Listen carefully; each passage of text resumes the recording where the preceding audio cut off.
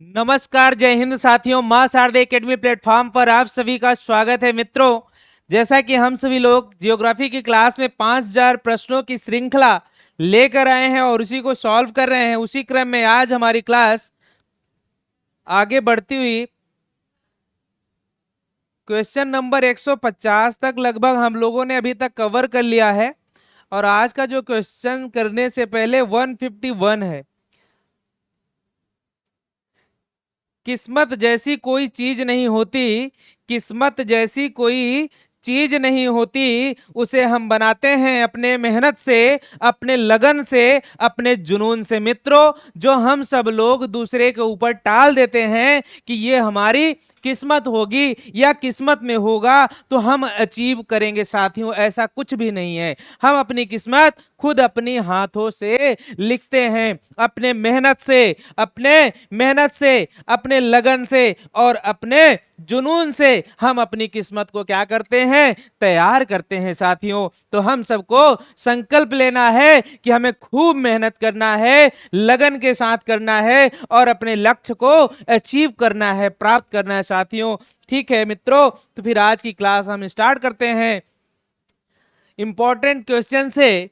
हमारे अभी तक के जो क्वेश्चंस हो चुके हैं 150, उसी क्रम में अगला क्वेश्चन है, निम्नलिखित में से कौन सा ग्रह सूर्य और पृथ्वी दोनों से सर्वाधिक दूरी पर स्थित है। साथियों, कह रहा है, प्रश्न में पूछा जा रहा है कि निम्न में से इन जो ग्रह को हम देख पा रहे हैं वह कौन सा ग्रह है जो सूर्य से भी और पृथ्वी दोनों से बहुत अधिक दूरी या सर्वाधिक दूरी पर स्थित है। क्या वह ग्रह बुध है या मंगल है या नेपच्यून है या शनि है। मित्रों, तो उस ग्रह का नाम है नेपच्यून ग्रह। ऐसा एक ग्रह है जो सूर्य ग्रह और पृथ्वी दोनों सूर्य और पृथ्वी दोनों से सर्वाधिक दूरी पर स्थित है। वह कौन है मित्रों?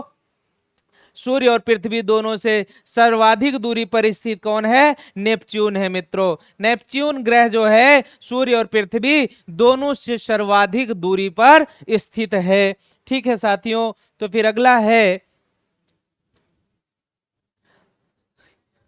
Question number 152। वर्ष दीर्घतम होता है कौन? कहां पे वर्ष जो है सबसे लंबा होता है मित्रों? शनि ग्रह पर, बृहस्पति पर, नेपच्यून पर या पृथ्वी पर? सबसे लंबा जो वर्ष होता है, क्या है सबसे लंबा वर्ष जो होता है वो किसका होता है, किस ग्रह पर होता है साथियों? तो जो सबसे दूरी पर स्थित है, कहां से? पृथ्वी से भी और सूर्य से सबसे दूरी पर स्थित है वह ग्रह, उसका नाम क्या है? नेपच्यून ग्रह है साथियों। और सबसे लंबा वर्ष भी होता है किस ग्रह पे? नेपच्यून ग्रह का सबसे लंबा आपका क्या होता है? वर्ष होता है मित्रों। ठीक है, नेक्स्ट है, सौरमंडल का बाह्यतम ग्रह कौन है? सौरमंडल का बाह्यतम ग्रह कौन है मित्रों? पृथ्वी, यूरेनस, नेपच्यून या शनि? सौरमंडल का बाह्यतम ग्रह कौन है मित्रों? तो सौरमंडल का सबसे बाहरी या बाह्यतम ग्रह आपका नेपच्यून है मित्रों। कौन सा है? नेपच्यून ग्रह ही सौरमंडल का सबसे बाह्यतम या बाहरी ग्रह है मित्रों। अगला है, कह रहा है क्वेश्चन में, यम अथवा कुबेर, यम अथवा कुबेर मतलब प्लूटो की खोज सन 1930 में निम्न में से किस खगोलज्ञ द्वारा की गई थी? साथियों, यम और कुबेर, यम ग्रह, यम और कुबेर, इनकी खोज 1930 में हुई। कब हुई? यम और कुबेर की, या कुबेर को प्लूटो भी कहा जाता है। यम और कुबेर यानी कि प्लूटो, इनकी खोज कब की गई थी मित्रों? इनकी खोज सन 1930 में खोज हुई। किसकी? कुबेर और यम की खोज कब की गई? सन 1930 में की गई। तो कह रहे इनकी खोज जब 1930 में हुई थी तो वह कौन खगोलज्ञ थे जिन्होंने इनकी खोज की थी? सबसे पहले यम और कुबेर की खोज करने वाले खगोलज्ञ का नाम बताइए। क्लाइड टॉम्बैक या जॉन गेले या विलियम हर्शल या जेम्स पी हव्वल? मित्रों, यम और कुबेर जो यम या कुबेर कह लो या प्लूटो कह लो, इनकी खोज कब की गई थी? इनकी खोज सन 1930 में हुई। और इनकी खोज जब हुई, सबसे पहले कौन खगोलज्ञ वैज्ञानिक थे जिन्होंने बताया साथियों? ये आपके क्लाइड टॉम्बैक। कौन थे? क्लाइड टॉम्बैक साहब थे। वो खगोलज्ञ थे जिन्होंने बताया यम और कुबेर के बारे में 1930 में। अगला है, निम्नलिखित में किस आकाशीय पिंड को परिक्रमण और परिभ्रमण दोनों गति में बराबर समय लगता है? अच्छा भैया, कौन सा आकाशीय पिंड है जिसका परिक्रमण और परिभ्रमण, क्या है?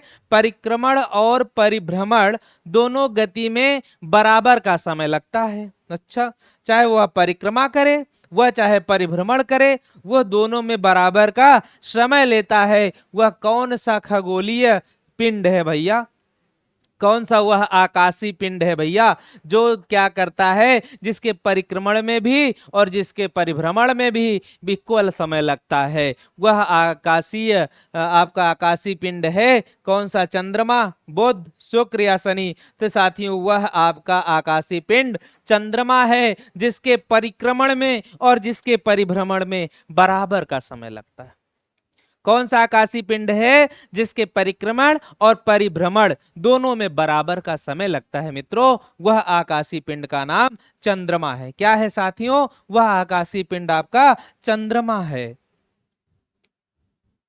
अगला है, वह कौन सा खगोलीय पिंड है रात की रानी कहलाता है? अच्छा भैया, रात की रानी आपने सुना है, रात की रानी, लेकिन कौन सा खगोलीय पिंड है जिसे रात की रानी कहा जाता है? चंद्रमा को, बृहस्पति को, मंगल को, प्लूटो को? मित्रों इन सब में रात की रानी जो कहा जाता है वो रात की रानी आपकी चंद्रमा को कहा जाता है। किसको कहा जाता है?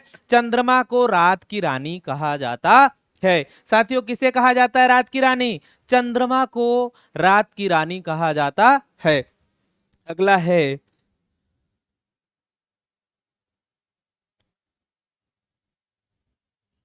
पृथ्वी से दिखने वाली चंद्रमा की सतह, क्या? पृथ्वी से दिखने वाली चंद्रमा की सतह, उसकी कुछ सतह का कितना प्रतिशत?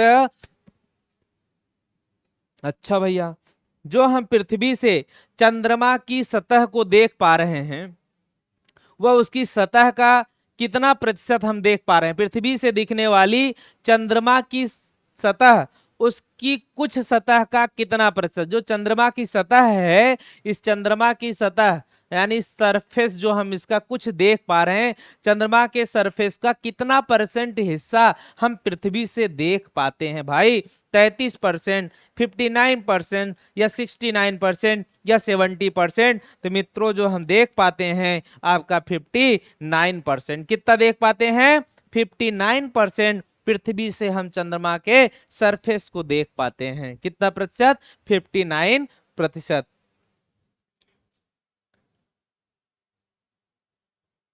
क्लेवियस निम्नलिखित में से क्या है मित्रों? क्लेवियस क्या है? क्लेवियस निम्नलिखित में से क्या है? यह बृहस्पति ग्रह का एक उपग्रह है, यह चंद्रमा पर स्थित सबसे बड़ा क्रेटर है, यह एक जलमार्ग से संपूर्ण ग्लोब का सर्वप्रथम चक्कर लगाने वाला इटली का नाविक है। उपर्युक्त में से कोई नहीं साथियों। क्लेवियस क्या है? क्लेवियस आपका चंद्रमा पर स्थित सबसे बड़ा क्रेटर है। क्या है? चंद्रमा पर स्थित सबसे बड़ा क्रेटर है, जिसे हम क्या कहते हैं? क्लेवियस। क्लेवियस क्या है?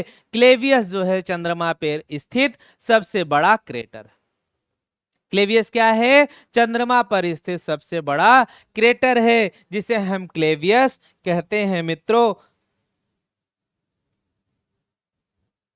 पृथ्वी एवं चंद्रमा के बीच स्थित अंतरिक्ष को किस नाम से जाना जाता है? क्या कह रहे हैं? पृथ्वी और चंद्रमा के बीच किसकी बात हो रही है? पृथ्वी यहां है, मान लो ये आपका चंद्रमा है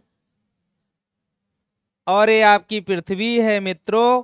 तो आपकी जो पृथ्वी है, कह रहे हैं पृथ्वी और चंद्रमा के बीच स्थित अंतरिक्ष, जो इनके दोनों के बीच की स्थिति है ये है हमारा अंतरिक्ष। पृथ्वी और चंद्रमा के बीच स्थित अंतरिक्ष को किस नाम से जाना जाता है? अंतः अंतरिक्ष, बाह्य अंतरिक्ष, सिस लूनर कहा जाता है, या इनमें से कोई नहीं साथियों। तो इन्हें जो कहा जाता है, इन्हें कहा जाता है सिस लूनर। क्या कहा जाता है? सिस लूनर। क्या कहा जाता है? सिस लूनर कहा जाता है। क्या किसे कहा जाता है? चंद्रमा और पृथ्वी के बीच के जो अंतरिक्ष है, या पृथ्वी और चंद्रमा के बीच का जो अंतरिक्ष है, उसे क्या कहा जाता है मित्रों? चंद्रमा और पृथ्वी के बीच की जो अंतरिक्ष है उसे सिस लूनर कहा जाता है। क्या कहा जाता है? उसे सिस लूनर क्या कहा जाएगा? सिस लूनर कहा जाता है मित्रों। ठीक है। निम्नलिखित में से कौन सूर्य का ग्रह नहीं है? सूर्य का ग्रह नहीं है। आपका बुध है, शुक्र है, चंद्रमा है, नेपच्यून है। जो सूर्य का कह रहे हैं ग्रह नहीं है, सूर्य का ग्रह नहीं है भाई। कौन है जो सूर्य का ग्रह नहीं है? तो सूर्य का ग्रह नहीं है, बुध तो है, शुक्र भी है, नेपच्यून भी है, लेकिन चंद्रमा सूर्य का ग्रह है क्या? चंद्रमा सूर्य का ग्रह नहीं है साथियों। चंद्रमा क्या है? सूर्य का ग्रह नहीं है। अगला क्वेश्चन है, पृथ्वी का एकमात्र उपग्रह। अच्छा, पृथ्वी का कौन सा उपग्रह है भाई? डिमोस है, चंद्रमा है, टाइटन है, छापेटस है। पृथ्वी का जो उपग्रह है उसका नाम क्या है? पृथ्वी का एकमात्र उपग्रह है जिसका नाम चंद्रमा है। क्या है? चंद्रमा जो है पृथ्वी का एक उपग्रह है। किसका? पृथ्वी का एकमात्र उपग्रह है, उसका नाम क्या है? पृथ्वी का उपग्रह है चंद्रमा। चंद्रमा क्या है? पृथ्वी का उपग्रह है।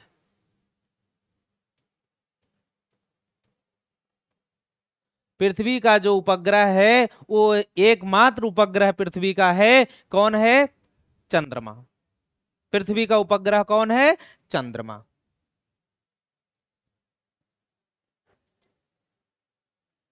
शांत समुद्र और तूफानों का महासागर। बहुत सही। शांत समुद्र और तूफानों का महासागर निम्न में से कहाँ स्थित है मित्रों? क्या? शांत समुद्र। क्या है? शांत समुद्र और शांत समुद्र और शांत समुद्र और तूफानों का महासागर, और तूफानों का महासागर। मित्रों, शांत समुद्र और तूफानों का महासागर कहाँ पे स्थित है? चंद्रमा पर, वरुण पर, बृहस्पति पर, शनि पर। कहाँ स्थित है मित्रों? शांत समुद्र और तूफानों का महासागर आपका चंद्रमा पर स्थित है। कहाँ पे? चंद्रमा पर स्थित है शांत समुद्र और तूफानों का महासागर। शांत समुद्र और तूफानों का महासागर कहाँ स्थित है? शांत समुद्र और तूफानों का महासागर आपका चंद्रमा पर स्थित है साथियों। अगला है आपका, सी ऑफ ट्विंक्लिटी कहां पर स्थित है? सी ऑफ ट्रिंक्विलिटी कहां पर स्थित है?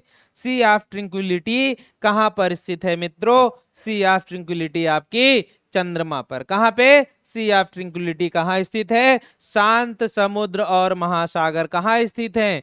चंद्रमा पर। सी ऑफ ट्रिंक्विलिटी कहां स्थित है? सी ऑफ ट्रिंक्विलिटी आपकी चंद्रमा पर स्थित है। चंद्रमा पृथ्वी का एक चक्कर कितने दिनों में लगाता है? चंद्रमा पृथ्वी का एक उपग्रह मात्र है। चंद्रमा चंद्रमा कह रहे हैं पृथ्वी का, चंद्रमा पृथ्वी का एक चक्कर कितने दिनों में लगाता है मित्रों? लगभग 28.1 दिन में, या लगभग 30.2 डे में, या 27.3 दिन में, या 28.3 दिन में। मित्रों, क्या पूछा जा रहा है कि चंद्रमा जो है वह पृथ्वी का एक चक्कर पूरा कितने दिन में लगा देता है? तो साथियों लगभग 27.3 दिन में। चंद्रमा जो है वह पृथ्वी का एकमात्र उपग्रह है और वह चंद्रमा जो है कितने दिनों में पृथ्वी का चक्कर लगाता है साथियों? तो चंद्रमा जो पृथ्वी का चक्कर पूरा करता है लगभग 27.3 दिन में। कितने दिन में? लगभग 27.3 दिन में चंद्रमा क्या करता है? पृथ्वी का चक्कर लगा देता है। मित्रों, अगला है हमारा जो नेक्स्ट क्वेश्चन है वह है चंद्रमा से पृथ्वी तक, क्या है? चंद्रमा से पृथ्वी तक प्रकाश के पहुंचने में लगने वाला समय क्या है? 1 सेकंड, 1 सेकंड से कम का क्वेश्चन क्या कह रहा है? चंद्रमा से पृथ्वी तक, कहां से? चंद्रमा से पृथ्वी तक, ठीक है।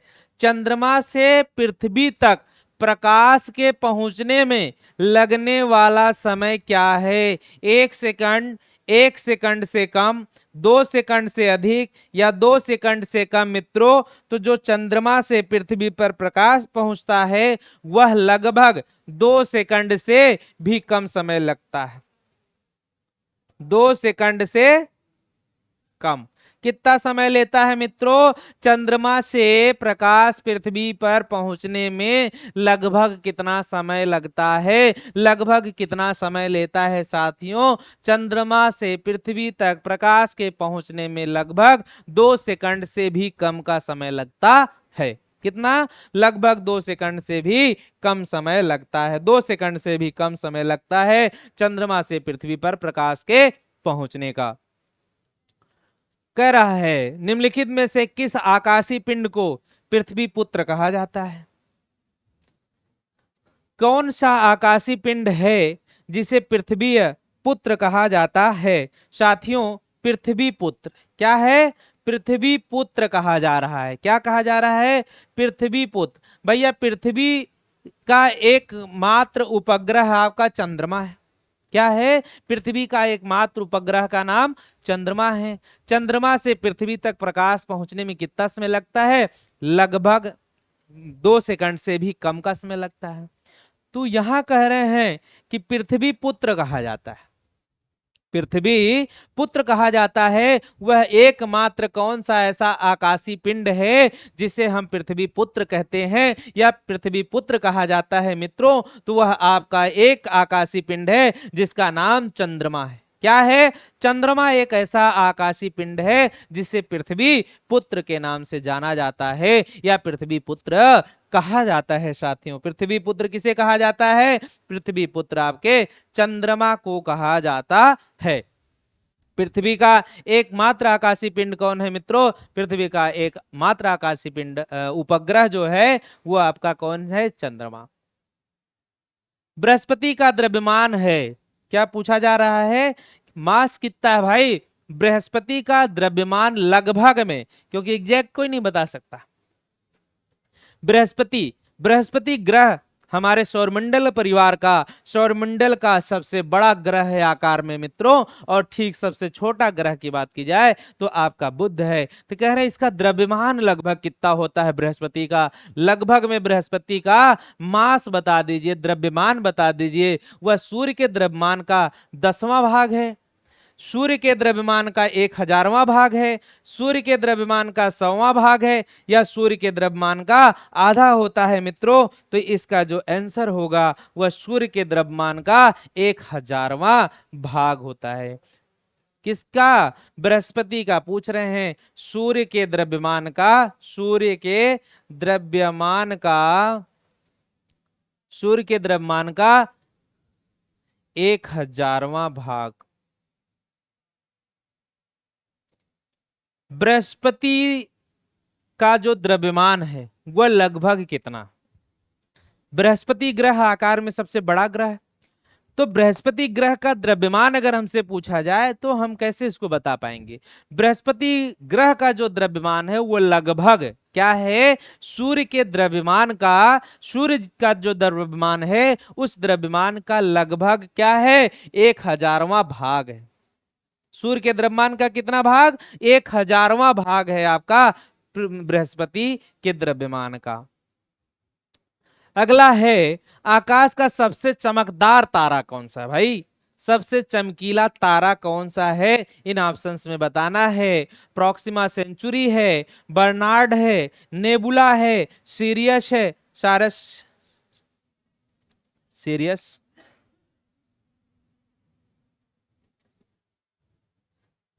आकाश का सबसे चमकदार जो तारा है वो आपका सीरियस है। कौन सा है? सेरिस या सीरियस आकाश का सबसे चमकदार तारा है। ठीक है मित्रों, अगला क्वेश्चन है, हैली, कौन सा? हैली धूमकेतु का आवर्तकाल होता है। क्या क्वेश्चन कह रहा है? हैली धूमकेतु जो है, ये तारा हैली धूमकेतु का जो आवर्तकाल है क्या है? अब आवर्तकाल क्या है? आवर्तकाल एक दोलन पूरा करने, छोड़ो इसको। आवर्तकाल क्या है भाई? हैली धूमकेतु की बात कर रहे हैं। जो हैली धूमकेतु है उसका आवर्तकाल कितना है? वह 66 वर्ष है, 76 वर्ष है, 86 वर्ष है या 96 वर्ष है मित्रों। तो जो हैली धूमकेतु है इसका आवर्तकाल आप समझिए लगभग जो है 76 वर्ष है। क्या है? 76 वर्ष है। कितना है? 76 वर्ष है हैली धूमकेतु का आवर्तकाल। ठीक है, हैली धूमकेतु का आवर्तकाल जो है लगभग वो 76 वर्ष है। अगला है हमारा जो नेक्स्ट क्वेश्चन है वो क्या कह रहा है? सूर्य को छोड़कर पृथ्वी के सर्वाधिक निकट स्थित, सूर्य को छोड़ दीजिए, सूर्य के अलावा, सूर्य को छोड़कर जो पृथ्वी के सर्वाधिक निकट स्थित नारे के प्रकाश को, तारे के प्रकाश को, यहां नारे लिखा है गलत है, तारे के प्रकाश को पृथ्वी तक पहुंचने में कितना समय लगता है? क्या कहा जा रहा है? पृथ्वी, सूर्य को छोड़ दो। किसे? सूर्य को छोड़कर, सूर्य को छोड़ दो भैया।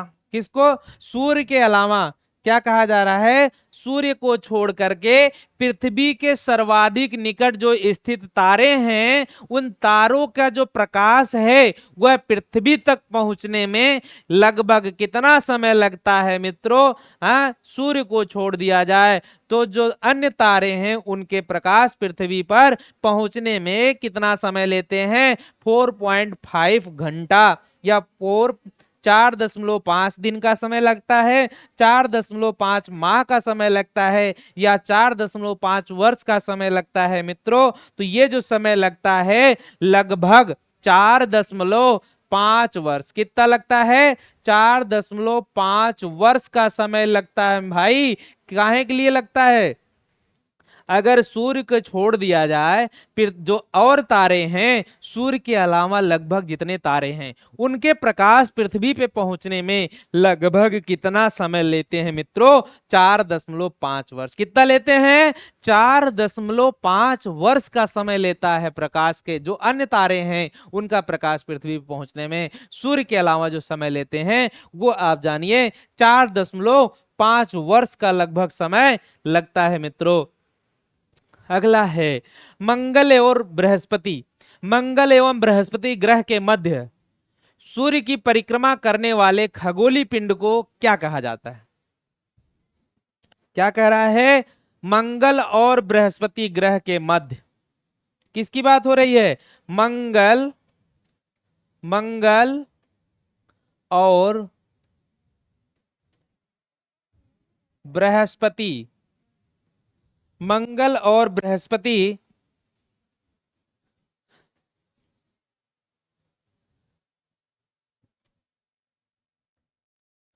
ये वाला,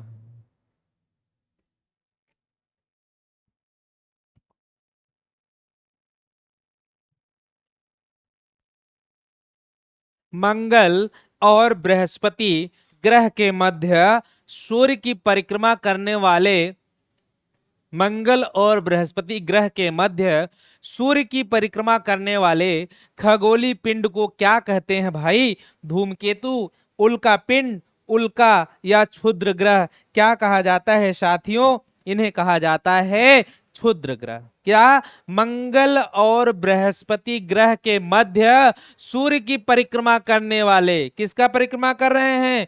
मंगल और बृहस्पति के बीच सूर्य की परिक्रमा करने वाले जो खगोलीय पिंड होते हैं उन्हें क्या कहा जाता है मित्रों? उन्हें कहा जाता है क्षुद्र ग्रह। क्या कहा जाता है? उन्हें क्षुद्र ग्रह कहा जाता है। क्षुद्र ग्रह किसे कहा जाता है मित्रों?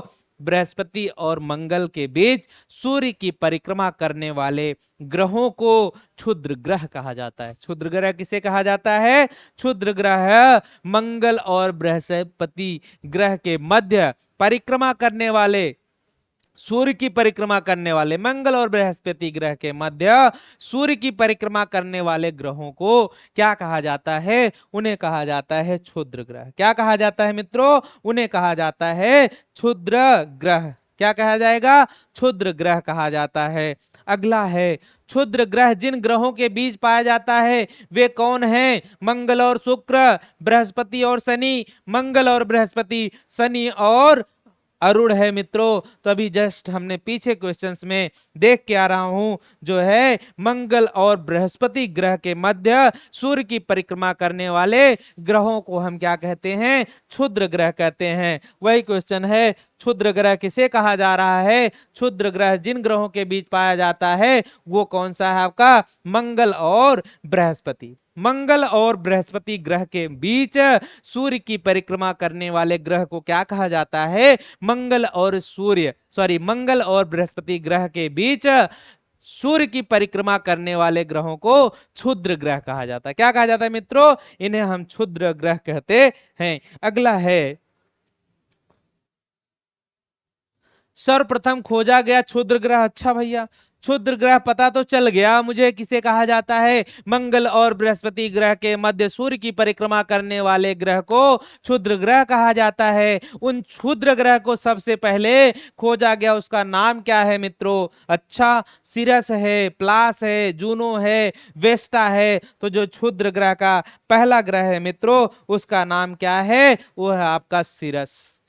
कौन है? सिरस पहला क्षुद्र ग्रह है जो मंगल और बृहस्पति के मध्य सूर्य की परिक्रमा करता है, उसका नाम सिरस है। क्या है? सिरस है। पहला उपग्रह जो क्षुद्र ग्रह जो खोजा गया उसका नाम सिरस है। अच्छा भाई, अगला क्वेश्चन है हमारा, धूमकेतु की पुच्छ सूर्य से परे दिष्ट होती है क्योंकि?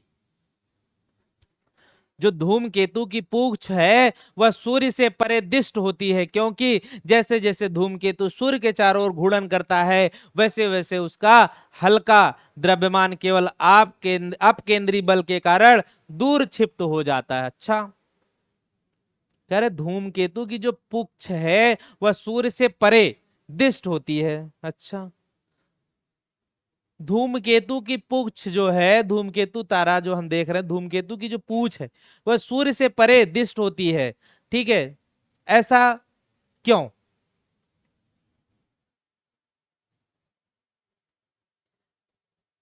जैसे जैसे धूमकेतु सूर्य के चारों ओर घूर्णन करता है वैसे वैसे उसका हल्का द्रव्यमान केवल अपकेंद्री बल के कारण दूर क्षिप्त हो जाता है?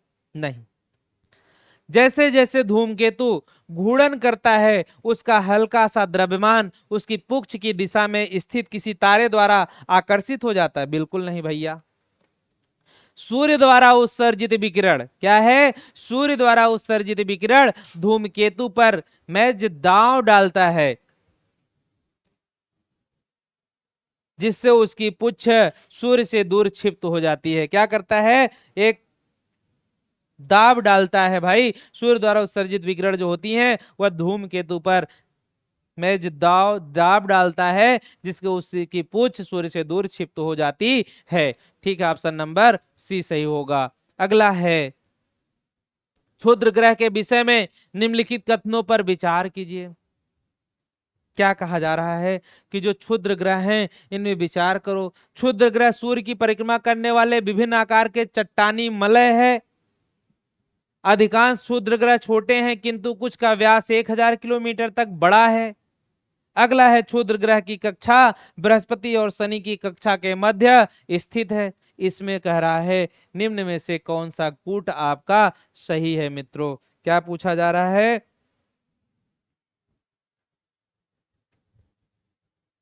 क्षुद्र ग्रह के विषय में कौन सा ऑप्शन सही है?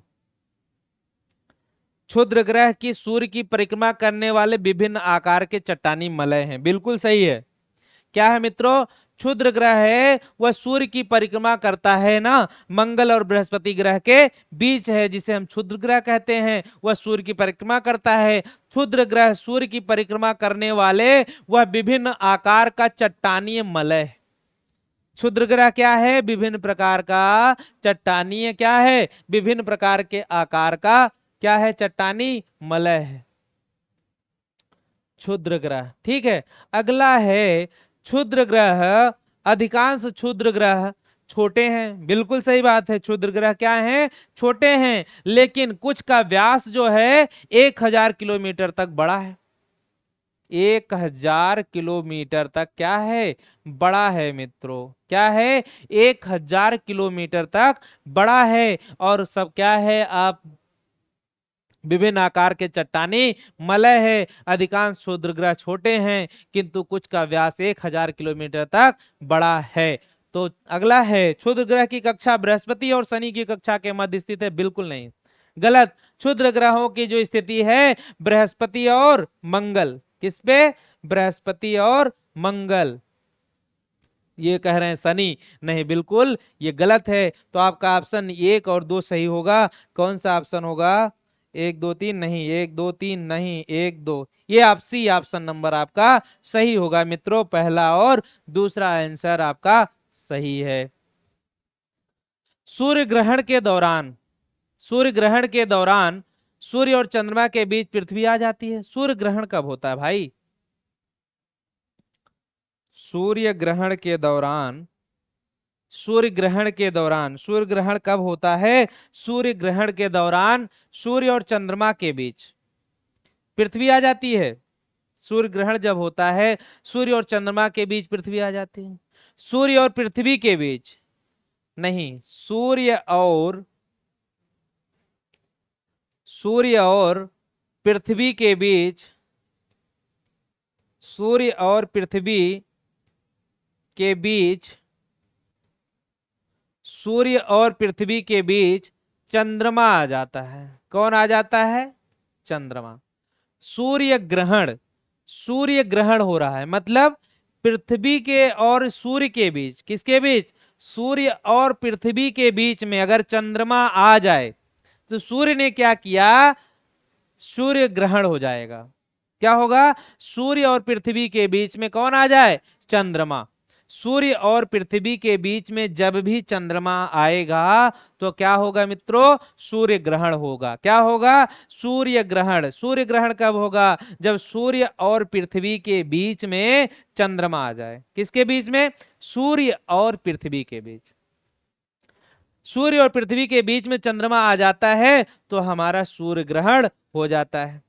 पृथ्वी और सूर्य के बीच ना, पृथ्वी और चंद्रमा के बीच ना, पृथ्वी और सूर्य और पृथ्वी के बीच में चंद्रमा का आ जाना सूर्य ग्रहण कहलाता है या सूर्य ग्रहण होता है। पृथ्वी और सूर्य और पृथ्वी के बीच में जब भी चंद्रमा आ जाए, किसके बीच में? सूर्य और पृथ्वी, सूर्य और पृथ्वी के बीच में यदि चंद्रमा आ जाता है तो आपका क्या हो गया? सूर्य ग्रहण हो जाता है। ठीक है साथियों, अगला है नेक्स्ट हमारा, पूर्ण सूर्य ग्रहण के समय सूर्य का कौन सा भाग दिखाई देता? अच्छा, अभी हमें पता चल गया सूर्य और पृथ्वी के बीच में चंद्रमा आ गया। कौन आ गया? चंद्रमा। कहां आ गया? सूर्य और पृथ्वी के बीच में अगर चंद्रमा आ गया तो हमारा सूर्य ग्रहण हो गया। लेकिन पूर्ण सूर्य ग्रहण कब होता है, या पूर्ण सूर्य ग्रहण के समय पूरी तरह से जब सूर्य ग्रहण हो जाता है तो उस समय चंद्रमा, सूर्य का कौन सा भाग हमको दिखाई देता है? क्या हो गया भैया? सूर्य ग्रहण हो गया। ठीक है, तो सूर्य ग्रहण जब हुआ तो हमें चंद्रमा, सूर्य का कौन सा हिस्सा दिखाई देता है पूर्ण सूर्य ग्रहण के समय? क्या हमको किरीट दिखाई देता है, या वर्ण मंडल दिखाई देता है, प्रकाश मंडल दिखाई देता है? इनमें से कोई नहीं दिखाई देता है मित्रों। तो इसमें हमें जो है, जो दिखाई देता है वह आपका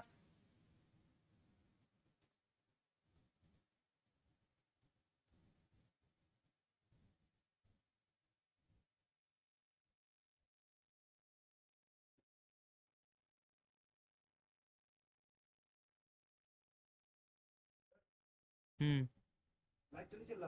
नहीं नहीं ठीक, कोई दिक्कत नहीं, चलने दो 1 मिनट।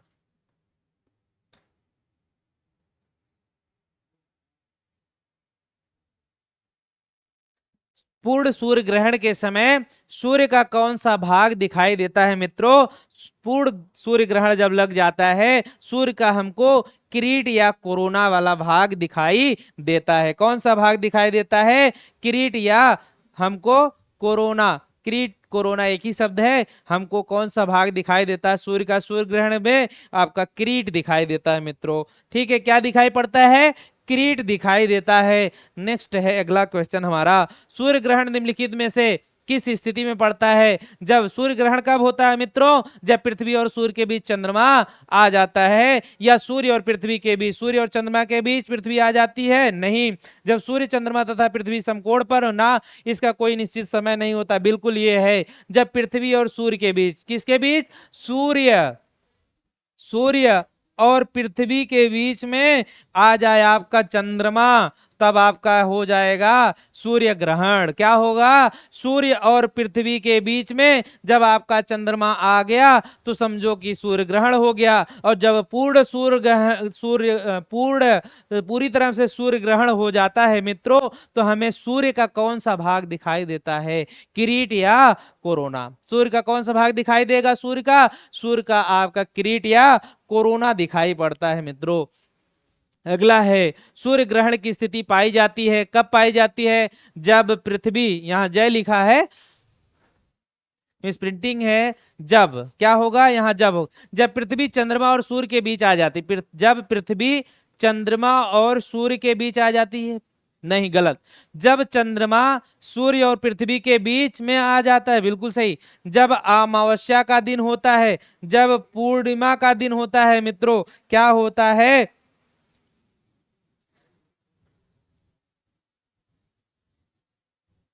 जब चंद्रमा सूर्य और पृथ्वी के बीच में आ जाता है तो सूर्य ग्रहण हो जाता है। जब अमावस्या का दिन होता है, अमावस्या के दिन ही सूर्य ग्रहण होता है। ठीक है मित्रों, तो इसका ऑप्शन कौन सा सही होगा? इसमें आपका सेकंड और थर्ड ऑप्शन नंबर सी आपका सही होगा। ठीक है, एक क्वेश्चन और देखते हैं।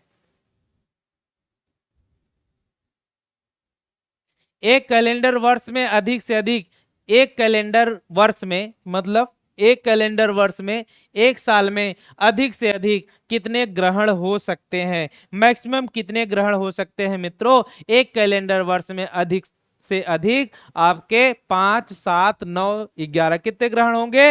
एक कैलेंडर वर्ष में लगभग लगभग आपके 7 ग्रहण हो सकते हैं मित्रों। आज की क्लास यहीं तक, फिर हम मिलते हैं नेक्स्ट क्लास में।